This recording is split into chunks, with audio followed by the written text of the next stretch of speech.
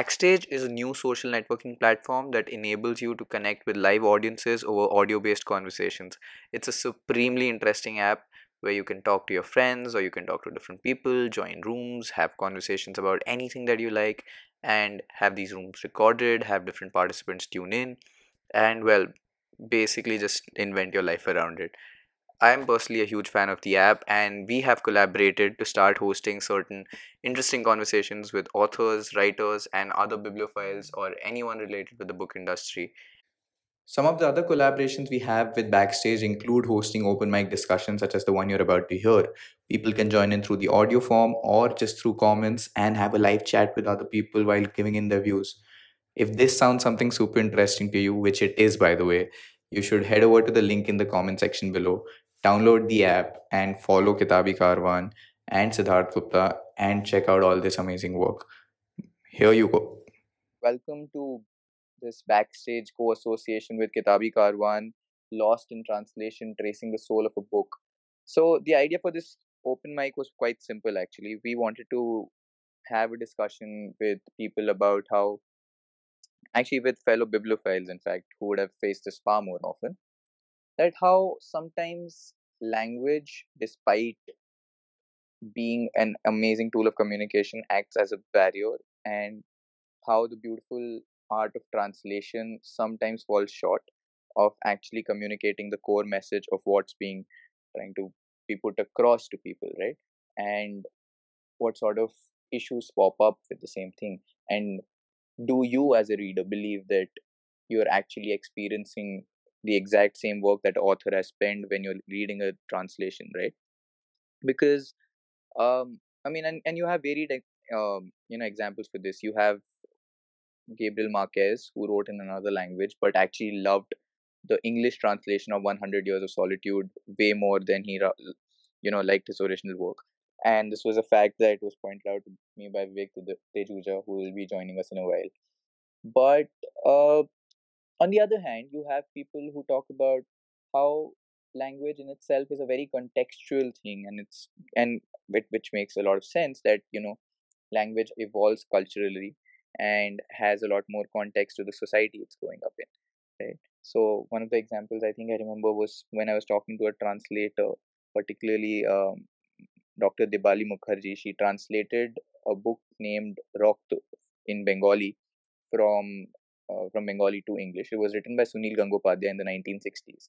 And while talking about it, she mentioned that how Indian languages have specific words for specific relationships. Like I'm not fluent in any other Indian language except Hindi, but Hindi mein you have something like a mama, chacha, nana, tauji, and stuff like that. Wherein in English or other languages which descended from that Latin branch of language tree, generally there aren't any other specific terms, right? You have your uncle, your aunts, and you can add like a maternal or a paternal aunt or uncle there. But that stress on those equations is just disappears, which says a lot about the kind of society in which that language has evolved. So I think I've rambled on for a really long time, but before that I'll just quickly like to point out about one of my favorite authors, Jhumpa Lahiri, who's done fantastic work in this area, which people should generally check out. One of her books was named In Other Words, which came out a couple of years ago. Now, Jhumpa Lahiri was a second generation Indian kid who was born, raised in the US, and a lot of her work earlier used to talk about her perils and her life over there. But she always felt an affinity towards the Italian language. So, a few years ago, she decided to simply shift to Italy, not even travel, just shift to Italy, learn the Italian language, and write a book. And in other words, is her book about this entire experience, learning Italian, writing in it, and then getting it translated into English by someone else. But enough from me. I think we have a lot of people here who want to speak.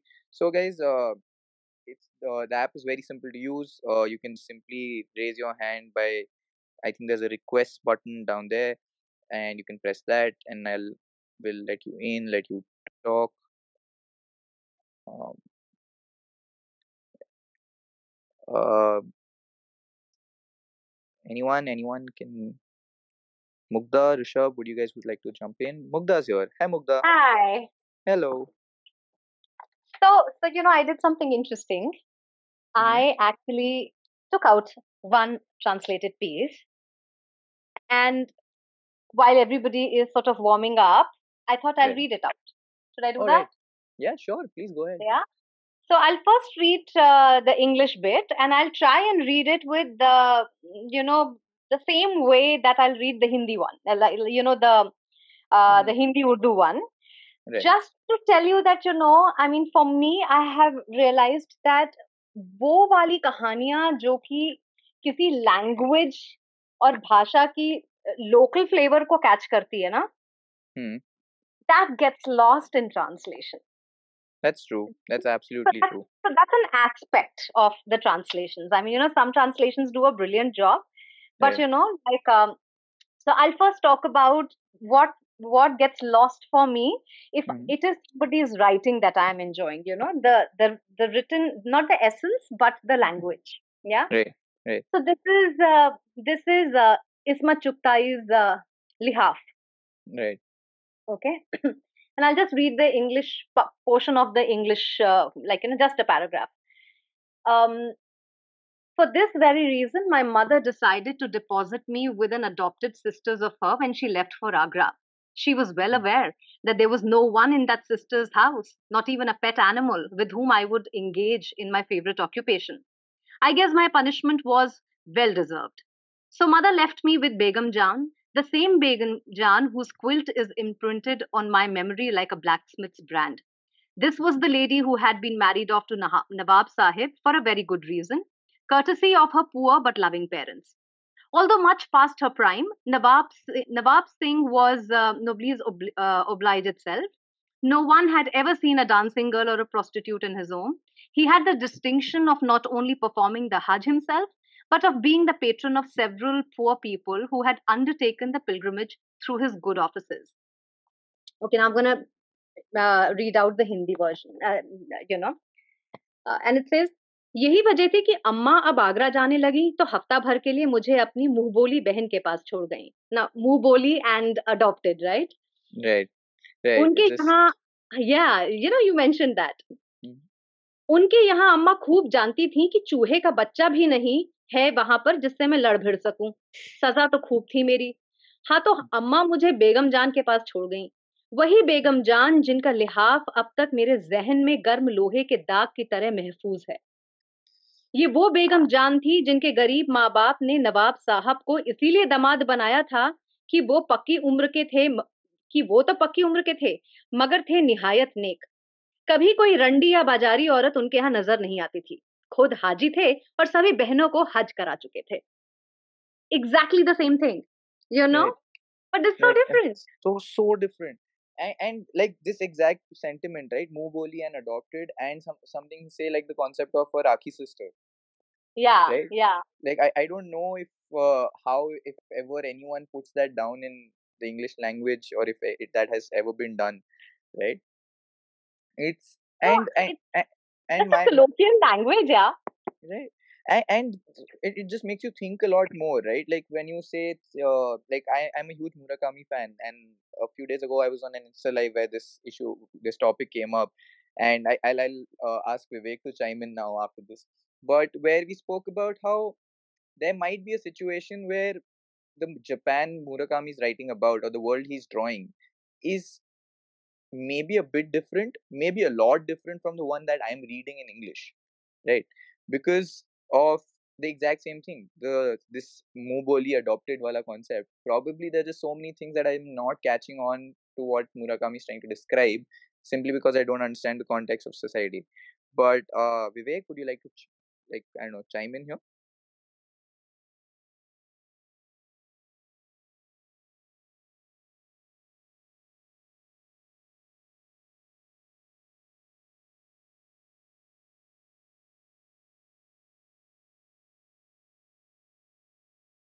Wow, wow,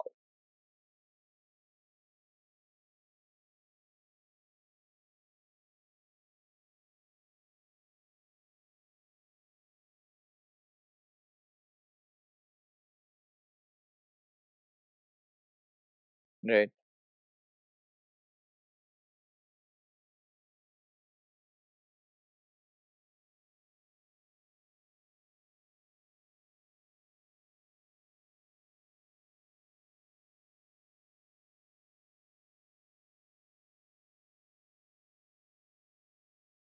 Right.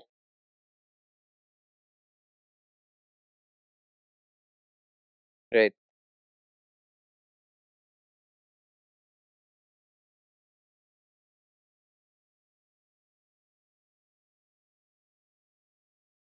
Right.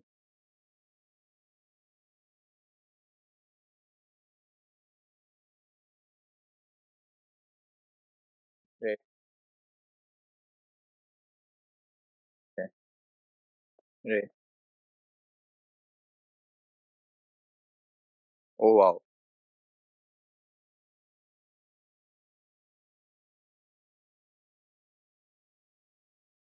Right.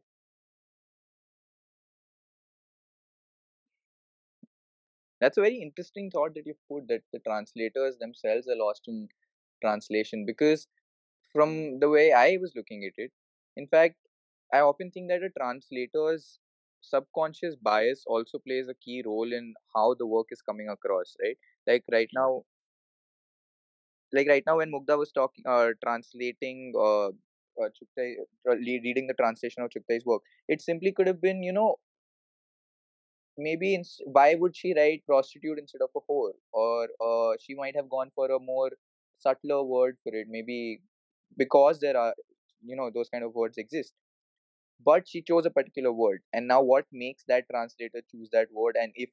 And this becomes a very dicey rope, particularly with authors who passed away, right? Like maybe Murakami has some sort of, for at least I would like to believe, for some editions of his book or some translations, has an oversight over what's happening. But mm, mm-hmm, mm, yeah, right, obviously, right,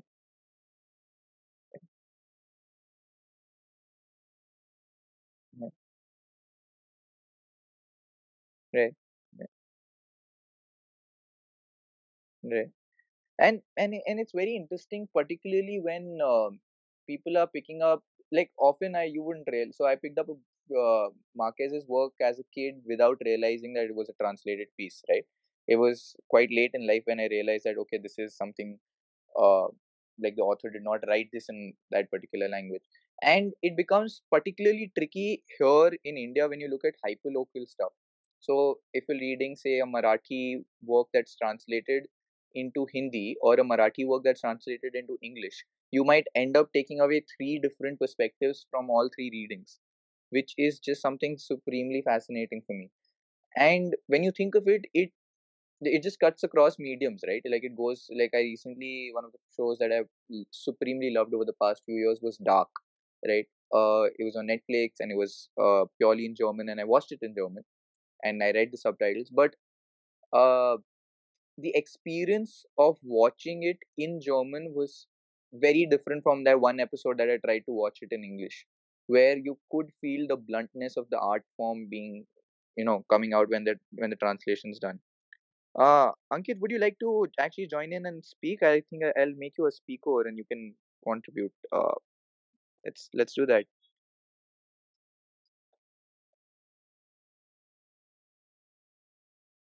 But anyway, Ankit's written. I think that when the book is written initially, is totally unique, but when it is translated to any other languages, then the emotions are lost somewhere, right? But Ankit, that's exactly what you were talking about, right? I think even Vivek mentioned that, say in Murakami's case, as long as he has the final say, there is a large semblance of, uh, I think, authority over what kind of emotion is being expressed, or what emotion he was aiming for. But yeah, it becomes very tricky when you're dealing with authors who've passed away, right?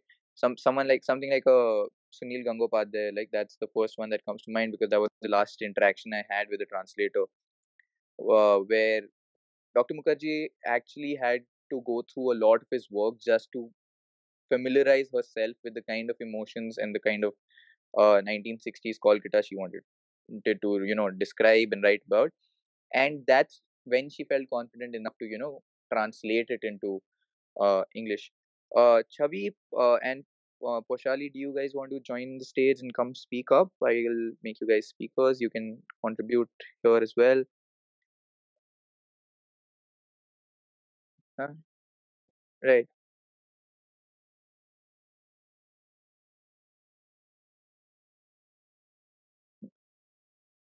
right, right, right,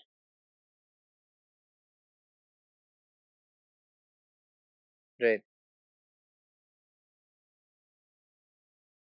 right, right. And like, and it's such an odd thing. So like, my mother herself is a self-published author of like short stories in Hindi. Now she is trying to get them translated to English, and so the process is very odd where she has a person translating it, and then because I was helping her when she was writing these stories, in terms of plot holes, etc. So the three of us sit down and then read the translation and then try to like, and it's so difficult to capture Hindi in English. It's unimaginable, and like it just gives me far more respect for translators, and like, not that I disrespected them earlier, but just raises them in my eyes. Chavi, would you like to chime in now? Yeah, hi. Actually, what I feel is, yeah, it's very true that the translation, like the book loses its soul kind of thing when it's translated. But the thing is that when it's translated from some language, the book is better in the words or the language it's written. And when it's translated, the translator actually loses some words or some sentences, and it they change it to other sentences. That's what I feel. The actual story gets changed in that process. So Chavi, have you ever experienced this yourself? Like, was this something that you came across? Yeah, well, when we read those, like in this college time only, in my college time, there's this book that we have got in which short stories are written to read, and that has been translated from Malayali to to English languages, and my friends who actually know how to read these, how to knows how to speak Malayali, they say that the translation actually has lost its actual meaning, and the translator has changed some words and some sentences, and this thing changes the whole story of this whole story plot. So this I've experienced now in my college time. Right, and like it's I mean, I would like to quote Chumpa Lahiri here. Like, this is again, I'm quoting from In Other Words, where this is the end of one of her chapters where she writes, "What does a word mean and a life? In the end, it seems to me the same thing. Just as a word can have many dimensions, many nuances, great complexity, so too can a person, a life. Language is the mirror, the principal metaphor, because ultimately the meaning of a word, like that of a person, is boundless, ineffable." This paragraph had particularly shook me when I read it, because it made me realize how versatile and how amazing a language can be, or how powerful a particular word is. And something as basic as, I think, let's look back to maybe Rakhi, right? The bond of what a Rakhi can do between a girl and a guy, or the kind of relationship it expresses, is not something I think any language can possibly capture in one word, right? And I think Anuja Chauhan does a great thing over here, and I'm not sure if she was the pioneer or the one who made it popular, but at least for me, she was my first brush with those kind of writers who would tend to, at least in India, who would tend to not translate certain words and just let them be, romanize them by just leaving them in italics or something, which would capture the essence of what it is. So, you'll see like Anuja Chauhan characters talking about Rakhi by saying it's Rakhi. Or in fact, recently, and a similar thing was done by Meera Sethi recently, So I was talking to her and she pointed out that I could have in one of her short stories she could have mentioned that um can you please pass the gulab jamun, and she could have written, can you pass this delicacy, and described it in a phrase or two. But she's like, no, I don't think there is any phrase in the English language which can capture what actually a gulab jamun is or what it makes people feel. So I would much rather let my audience, look up, read, and find out what gulab jamun is, and obviously the ones who understand what it is relish the moment rather than translate it into something else. What's everyone's take on this? Like, would you Can I, rather? Yeah, can I sorry. jump in?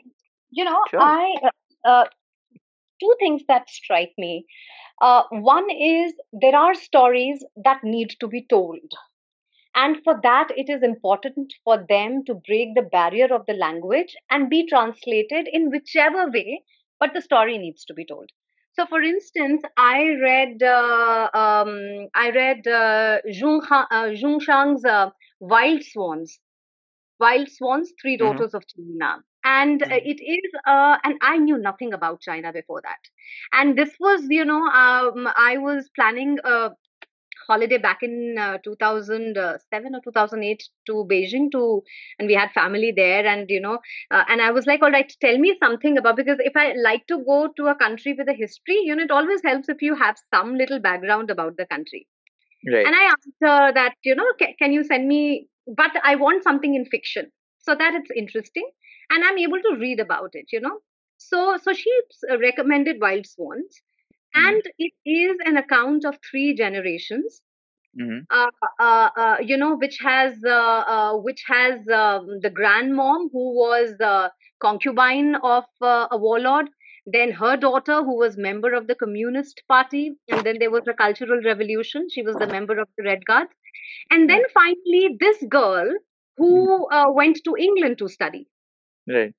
So now they were, and it was a fascinating writing of these three women in three generations, and it gave a glimpse of what life was and is in China, right? Right. And and and it didn't really matter what the writing was.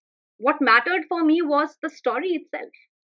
Right. So I think Right. there are some books that need to be translated for the story to come out, and then Right. there are these breezy and nice reads that you enjoy more for the language that is being used, or the like as you said, that a lot of people actually write books to be consumed by their own community. Mm-hmm. Right. And some books are written because they become part of somebody's writing legacy, right? So I think from that point of view, I feel some books need to be translated for us to know what uh, uh, what the history was like, or what is the idea behind the story. And some really needs to be consumed in the language that they are written in. And like this actually reminds me of something a short story I read by Manto, because I forgot the name. It's about that little girl who's sold off in Yeah, Bombay, 10 and rupees, how she 10 spends the rupees. time, and when she goes out to the beach. I've read both the English translation, like actually a couple of English translations of the same story and the same one in original, and nothing actually captures the emotion. So Mugdha, as much as I agree on, there are a lot of stories that need to be told, but then one of the core things about a story that is being told is what that person is experiencing, right? Or what the character is experiencing, or characters are experiencing. And capturing those emotions, I think, become the difficult bit, right? When it comes to any translation or any kind of translation that's to be done. I mean, you'll never be. I don't know. I mean, I think it's difficult for this to happen, and and I think that problem goes past books, right? It's not just translations. I think it's a problem with regard to how languages are. So this is something that happened with me when I was participating in a competition, right? So I was participating in this competition in Vienna, where it was a negotiation competition. I was supposed to represent a negotiating party, and there was the other side. while talking about it, I'm like, I said, one of the statements out of my mouth was, why don't we take a break and exercise this thing out? So that was a very casual statement that I made. And one of the judges who later on came up to me and spoke to me about this told me that this judge was from Warsaw, and he told me that exercise is a word that's something that's generally avoided in Eastern Europe because of the fact that during the Nazis' rule, exercise was colloquially used to take out prisoners to the yard, humiliate them, and then eventually kill them. And this was just something that just broke all kind of shattered barriers for me in my head, that there are just some things that translations or languages just can't capture in that sense. Vivek, do you have anything to say on this? Sorry, I sort of missed that. I was on a call, but I'll just chime in a little later. I think one of the things that no, so what I was saying to that was that कुछ कहानियां होती है ना जिनको कुछ किताबें ऐसी होती है ना जिनको पढ़ के आप कहते हैं wow, what a beautiful language, every Right. word was poetic, every so I think those are written because the writers write really well. I don't know if I'm making sense, there are some people who really write well. They can, मतलब वही एक चीज जो वो अपने सामने देख रहे हैं उसका डिस्क्रिप्शन जो है वो इतनी खूबसूरती से कर देंगे दैट पढ़ने वाला सोचेगा कि यार मुझे तो ये सब दिख नहीं रहा था, but I am but now that I am reading this from their nazar, this is sounding very nice, right? Right. And then, like for example, a murder mystery. Now Right. you really can't kill the suspense in a translation. The suspense Right. तो उतना ही रहेगा. So I Right. think it is the premise of these books that matter. कि अगर आप Right. एक अगर आप एक सस्पेंस या थ्रिलर को भी अगर आप कर रहे हैं तो उसका ट्रांसलेशन भी उतना ही थ्रिलिंग होगा वर्सेस कोई अगर आप एक बहुत इंटरेस्टिंग पीस ऑफ राइटिंग को जो कि बहुत ही खूबसूरत राइटिंग यूज करी है उसको अगर आप ट्रांसलेट करें तो शायद उसका एसेंस जो है वो उतना दूसरी लैंग्वेज में नहीं आ पाएगा. True, that's है ना? and like maybe like the first thing that when you mentioned like thrillers or mystery novels is something like wordplay, right? I think wordplay is so difficult to capture in translation, and yeah, and largely because it also comes from colloquial usage rather than like a more formal use which a translator can learn. Like it actually requires immersion into that culture to kind of embrace and understand what that word colloquially ends up actually meaning. But we have Ankit and Chubby here who had some interesting comments on the chat, so I thought we could maybe probably have them on as speakers as well. Ankit? Yes. Hi, how are you? I'm good, I'm good. Yeah, so I was saying there are usually plots usually when we hear it in the first piece, we get the emotions very well. We understand the emotions. But when we explain it to someone, the emotions get mixed up. So it's just not worth it. So translating it to another language require the same thing can't be translated in that whole manner. The people are not able to get the same feeling which was written in the initial place. So that is Right. my point of view. Right. Ankit, what's your take on, say, like authors translating themselves, right? Say someone writes a book in Hindi and writes the same, like, translates it to English themselves instead of letting someone else do it. Do you think that essence would still be lost? Yes, I think because the feeling in a particular language can't be generated in another language. That's why when we speak in our mother tongue, it's a totally different feeling when we talk to others. But Right. when we switch to any other language, the the main center means the focus of the sentence remains the same, but the emotions get changed. Yeah, So that's a that good is my point. point. Right. Has something similar happened to you, Ankit, like an experience in life which has made you think this way? Or like made you. Yeah, usually when I talk, actually I study in South. So usually when I speak to North Indian friends, so in Hindi it is like chill. We get to know each other, so emotions get well. They understand the humor part also. But when I have to translate it to my South Indian friends, the humor gets mixed up. So the thing which is actually funny turns out to be non-funny. So that is the thing. Right. Okay. Chubby, would you like to chime in? Like you were also on the speaker queue. Is Chubby here? I don't. Yeah. But all right. Yeah, Chubby, please go ahead. Yeah, actually, what I wanted to say is that I think everyone has like seen the movie and read the novel *The Fault in Our Stars*, and I think everyone has seen the movie *Dil Bechara* also, which starred Sushant Singh Rajput. So what I feel is the English plot, the Hollywood plot of *The Fault in Our Stars* was much better than what was shown in *Dil Bechara*. The whole plot was like changed when it was translated in Hindi. So this is one example, like when we the that every story loses its soul while it was when it is translated. And actually, what I think, it also depends upon the translator, that how he wants to showcase that story. So that's what I feel Right. about this. And the example that you mentioned is just I think it literally goes out of bounds, because it's a book that was then made into a movie, and then after that adapted into a movie in a different language. So that just goes, I think there are multiple layers of being lost in that sense. But you do make a very interesting point, which we spoken about briefly earlier, about how I think the bias of the translator often also plays a role. So for example, maybe some of the inherent misogynist biases of a male translator might not reflect well on through and on a work that's say written by a female, right? uh I don't know, Mukta, do you have anything to add on that front?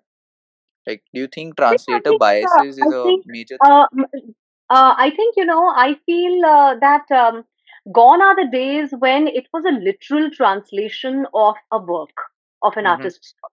Now, if you actually look at, even,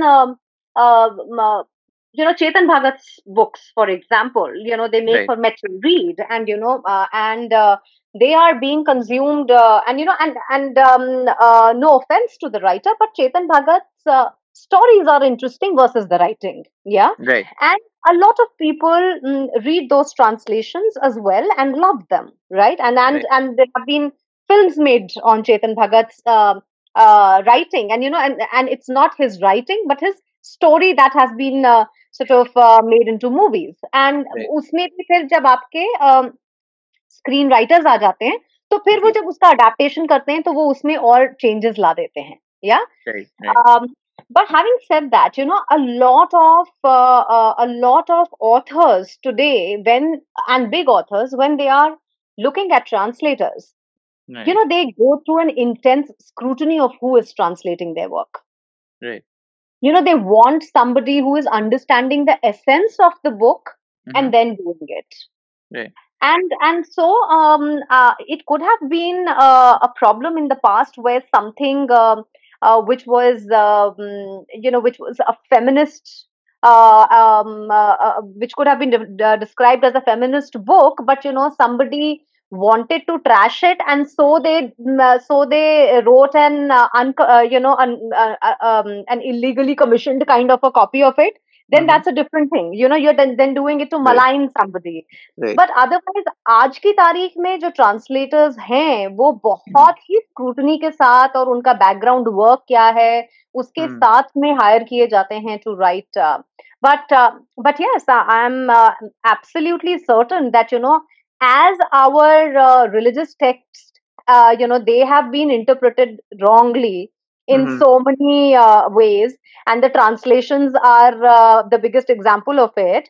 Right. Similarly, I'm guessing if there is an agenda, the agenda setters would have done that in the past. But I think now authors are very, very particular about what they are putting out there. Right. And Mugdha, if I could just go, like, there was a couple of things, like you pointed out screenplays. Like, I remember talking to Anuja Chauhan about the Zoya Factor, the movie that was Mhm. made, right? And the movie bombed big time. And even fans of like, I was scared to watch the movie because of how bad the reviews were. And it was weird because Anuja was involved with writing the screenplay and how the movie turned out to be. But then, like, that just delves into categories of how, how that works actually being commissioned. But for a second, if I can just like take a slightly controversial angle, right? we spoke of it, of feminist work being translated by a misogynist man, but hypothetically, let's deal with work. I don't know how many of you've read Love in the Time of Cholera by Marquez. It's a brilliant piece of literature, but very it can be, if just examined from a particular eye, can be classified as a misogynist text. But also it captures the emotions and the kind of norms and moods of society at that point of time. Now, do you think, for in this peculiar situation where you have like older authors, and this goes for your Chuptai, your Mantos, and people who do not have that control over their work anymore, and they are being translated by people who say would have a certain bias towards their text and might lead to a different interpretation of kinds. Like say Love in the Time of Cholera also kind of okays a equation between a 14-year-old girl and a 40-50-year-old guy, which I don't know if how many translators would be willing to write very pleasingly about in today's day and age. So that's just I know. I mean, I would really See, want to. I wouldn't be surprised if text coming from South Africa would have been by women authors would have been translated in a different way, because in India ये जितना है वो तो हिंदी और उर्दू में लिखा ही गया था. तो उसका अगर कोई इंग्लिश में ट्रांसलेशन कर रहा होगा, and it was I think later translated by by scholars in Oxford. So, but jab Isma Chugtai would write in Urdu and Hindi, that work itself was panned from the very beginning. She would be going to the court every other day to Right, justify her writing. right. So, but I'm guessing that people in the women who have faced atrocities in their countries, and when they have come out to write, Hmm. I'm sure they have had it tough. Either finding translators who could carry their stories to the rest of the world, Right. or I think they themselves wouldn't have been able to do justice to their work. As Ankit said that आपकी mother tongue एक होती है और आपकी बात कर बाकी लोगों से बात करने की भाषा एक अलग होती है. And Right. sometimes even if you are great in both languages in terms of spoken language, but Mhm. maybe you can write better in one and not so in the other, which is why I'm Right. quite fascinated with this Murakami's writing style. Yeah. Mm. I mean, it's very, very intriguing. Right. And like because you mentioned like religious texts, and like technically Mahabharat isn't like a religious text in that sense, but very famous myth. But something that Hmm. I actually like recently, I've been trying to read a translated version of the Mahabharat, and so I picked up a translation by Bibek Debroy. He's the chairman of the Economic Advisory Council of India, but he loves languages. I think he can speak like 12 or 13, and he's a Sanskrit scholar. So what he's done, Wow. which is a very interesting way of translating, which I felt, where he decided on two things while translating the Mahabharata. That A, he will not interpret it but translate it word for word what it is. And wherever he feels there are words which could have two meanings or might refer to something else, he would just footnote it with like an alternate explanation to what it could also mean at the same time. So you have like a situation, think of a literary text with footnotes. Like I think that's the best way of putting it. And I found it to be very interesting, particularly because of how important Mahabharata our society deems to be. But before I ramble on further, there's Ayushi who's on the speakers list. Ayushi, you could talk now. Hello. I was at. Hello, can you hear me? Oh yes, we can. Okay, okay, thank you. I was saying that, in my opinion, when you were talking about movie adaptations of many books, I think many adaptations of books are so beautiful. Like they have given readers to imagine the image of the characters, the feeling, the emotions, and the expressions of the characters you can imagine while reading those books. Like, for example, let's take an easy one, Harry Potter, I say. So, I am a big fan of Harry Potter books. And earlier, before the movie, I read all the books, but I read the books again after I watched all the movies. And it was something different. because I could actually feel those thoughts and those vibes that the movie has while reading the book, and it was like a different experience altogether. Right.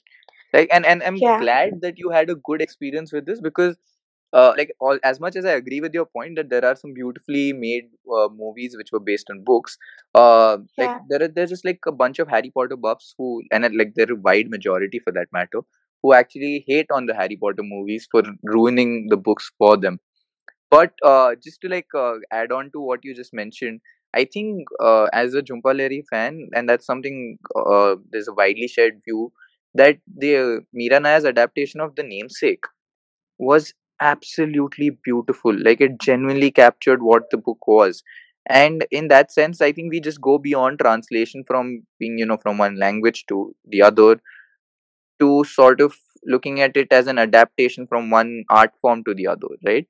And there it is an extremely difficult job, uh capturing the essence of one medium in the other, I guess. But yeah, that's a very pertinent point that you mentioned, Ayushi. yeah. Another thing I would like to add, like this is in contrast with what I said. I believe that what I read books for the beauty of words. Like I read poetry, for example, because the words written are so beautiful. I'm if I'm stuck on a line, I Right. reread it for a few minutes before moving ahead. And Right. I think for that reason, if some poetry is written in Hindi, I don't think it'll be better in English. That much better in English, like, because there are Right. some words which you cannot translate. Even if you do, they lose the beauty, the essence, gracefulness with which the author has written that poetry. For example, I was reading Mook Mati by Acharya Vidyasagar Mm-hmm. right now. Uh, Mm-hmm. like currently, I was reading it. So I don't think if somebody translates it, because I haven't read the translations yet, but Right. I don't think that those translations would actually justify the beauty with which that book is written. Like, Right. it's beautiful in Hindi, and I won't take it any other way. And the other thing is that sometimes the translations work out better, that you don't like the original one. So it's contradiction. Like, you can go both ways, I think.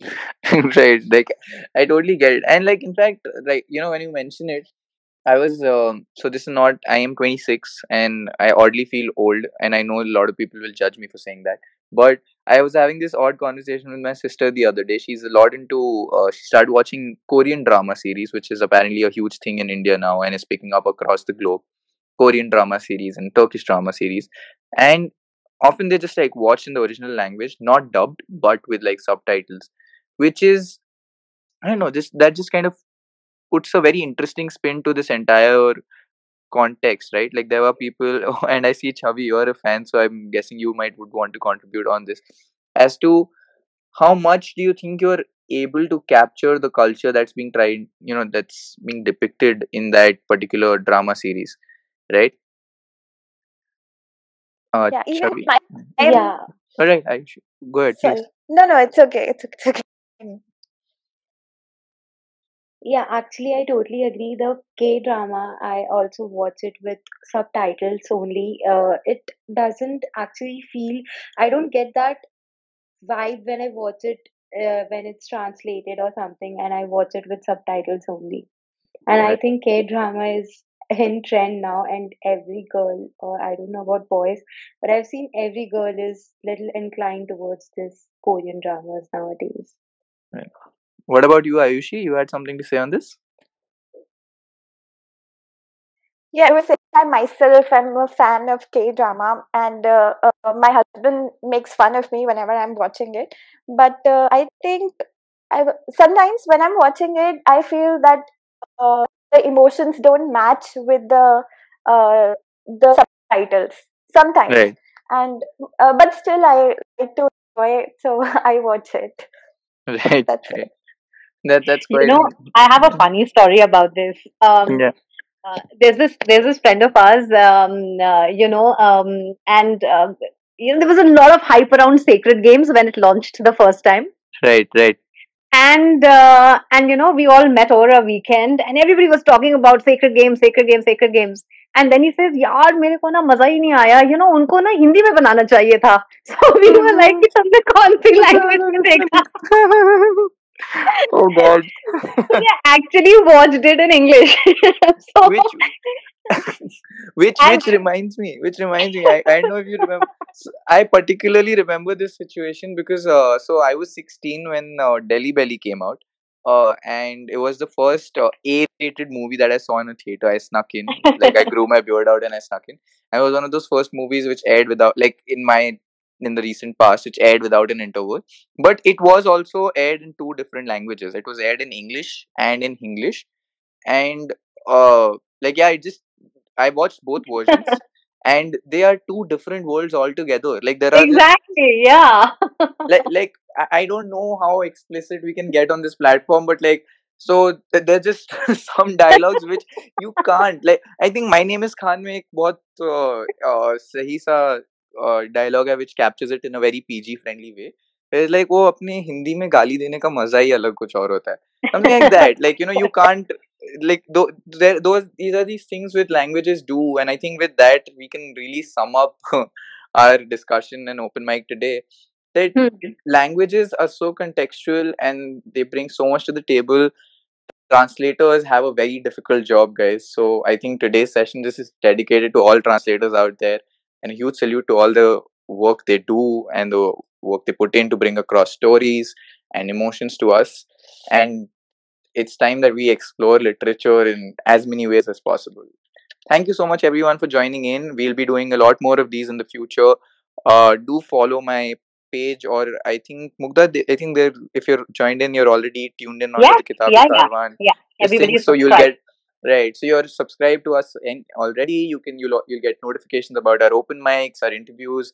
We are hoping to do a few more with authors, and we'll be talking about different things. If you have any suggestions, do write to us. You can find us on Instagram at Kitabi Karwan. You can write to us about any suggestions you want or you think we should discuss. Or for that matter, if you have anything that you think you can discuss on Backstage, please feel free to either reach out to Mugda or to me. I'll pass it on to her. And yeah, I hope all of you have a This great is week. fun. Yes. Okay. Thank Bye you. bye. Thank you for that. Thank you, Mugda. Thank you, everyone. Bye Thank you for bye. joining in. Bye.